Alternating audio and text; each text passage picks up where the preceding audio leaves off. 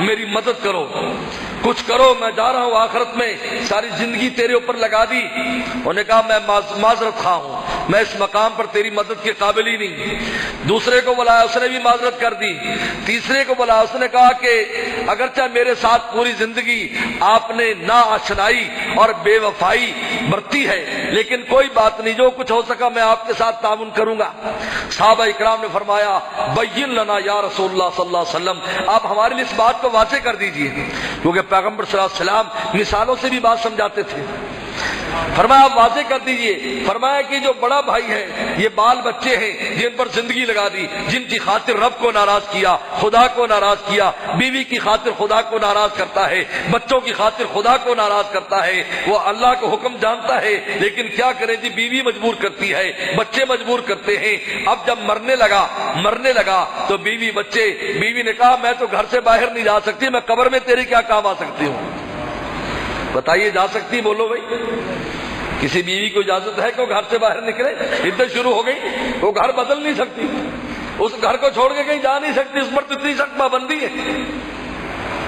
اولاد زیادہ وہ بھی لڑکے چلے گئے، لڑکیاں تو وہ بھی نہ جا سکتی۔ درمیان والا بھائی مال جس پر پوری زندگی کمانے پر لگا دی، اللہ کا ہوش نہیں ہے۔ ایک اللہ والے نے عجیب بات کی کہ جو کام اللہ تعالی نے اپنے ذمے لیا تھا وہ ہم نے اپنے ذمے لے لیا، کہ جی کمائے نہ جی کھائیں کا ہاتھی جی۔ بھائی ایسا کمانے کا تو حکم نہیں ہے کہ تم خدا ہی کو بھول جاؤ جس نے آرڈر دیا کمانے کا، اللہ ہی کو بھول جاؤ۔ اس لیے کیا فرمایا اجملوا فی الطلب، فرمایا اجملوا فی الطلب۔ اجملوا فی الطلب کے دو معنی محدثین نے لکھے ہیں۔ اجملوا فی الطلب، اچھے اور حسین طریقے پر طلب کرو، ایسے حریص بن کر طلب نہ کرو جیسے کتا جو ہے وہ بھوکا کسی چیز کو پڑتا ہے، ایسے نہ پڑھو، بلکہ اجملوا، اچھے طریقے پر حلال لو، صبر سے تحمل سے کام کرو، خیر و برکت ہوگی تمہاری رزق میں۔ آج لوگ بڑے بڑے دعویٰ کرتے ہیں ہمیں بڑی تجارت آتی ہے، ہم نے اتنی بڑی بڑی ڈگریاں تجارت میں، خاک تجارت نہیں آتی ان کو۔ اگر ان کو تجارت آتی ہوتی تو رسول اللہ کی تجارت دیکھتے کہ رسول اللہ نے تجارت کیسے کی اور تجارت کی کیا احکام بتائیں۔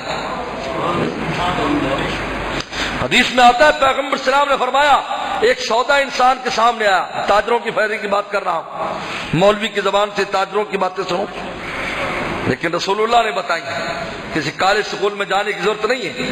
بہت تاجر ہمارے دوست ہیں، روتے نظر آتے ہیں، جب یہ سمجھاتے ہیں تو پھر ہنستے نظر آتے ہیں۔ آپ نے فرمایا سامنے چیز آئی، اب دل میں ہرس بیٹھ گئی، اوہ مجھے یہ لینی یہ میرے ہاتھ سے نہ چلی جائے، اب اس کے لینے کے لیے الٹے سیدھے ہر ہتھ کنڈے استعمال کر رہا ہے کہ میرے ہتھے چڑھ جائے۔ آپ نے فرمایا پیغمبر سلام نے اس کی برکت مٹا دی جاتی ہے، شے کی برکت۔ آپ تجربہ کر لو، میں آپ کو تجربے کی دعوت دیتا ہوں، آپ تجربہ کر لو کہ آپ نے کوئی ایسی چیز جو بڑے ہی ہیلے بہانے سے اگلے کے ہاتھ سے نکالی ہو اور اس کے لیے کچھ بھی آپ نے کیا ہو، سچ بھی بولا ہو، جھوٹ بھی بولا ہو، فراڈ بھی مارا ہو کہ یار یہ چیز میرے ہتھے آ جائے بس، تو آپ اس چیز کو پھر دیکھیں کہ اس زندگی میں آپ کو کتنا نفع دیتی ہے۔ اور دوسری فرمایا ایک چیز سامنے آئی، سخاوت قلب سے لی کہ اگر مل گئی تو ٹھیک ہے یار، نہیں ملی تو جس بھائی کی قسمت میں ہوگی وہ لے جائے گا، ٹھیک ہے بھائی۔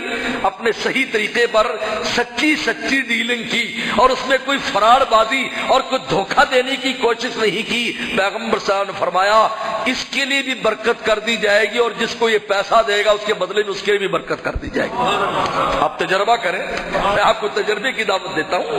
پیغمبر صلی اللہ علیہ وسلم تجارت فرمائی اور آپ نے ارشاد فرمایا ادھر ڈیلنگ شروع ہوتی ہے تجارت کی، گناہ اور شیطان فوراً وہاں پہنچ جاتے ہیں، یحضران البیع، فوراً آ جائیں گے، شیطان بھی اور گناہ بھی۔ ہم نے فرمایا جب شیطان وہاں موجود اور گناہ تو وہ بے قاعدگی کرانے کی کوشش کرتے ہیں، تو فرمایا ان شیطانی اثرات کو تم اپنی تجارت میں سے کیسے دور کرو گے؟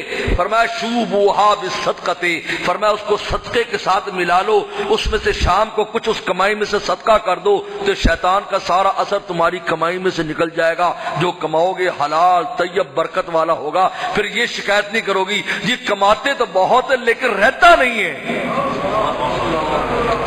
بھئی رہے گا، اگر وزنی چیز ہوگی تو رہے گی، اگر ہلکی پھلکی ہوگی تو ہوا کے ساتھ اڑ جائے گی۔